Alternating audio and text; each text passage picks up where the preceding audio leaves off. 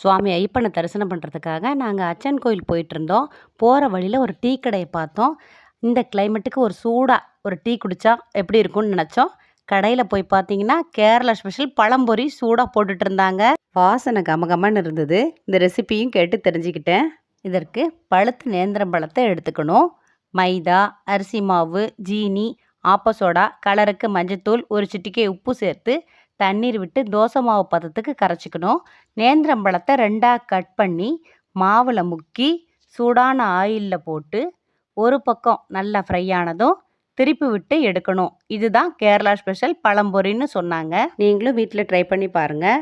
அச்சன் கோயில் வருகிற ஐயப்ப பக்தர்கள் இந்த டீ கடையில் வந்து டீ குடிச்சிட்டு இந்த பழம்பொரியை சாப்பிட்டுட்டு தான் போவாங்க அப்படின்னு சொல்கிறாங்க.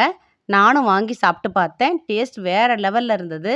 நீங்களும் கோவில் போகும்போது இந்த கடையில் பழம்பொரி வாங்கி சாப்பிட்டு பாருங்கள்.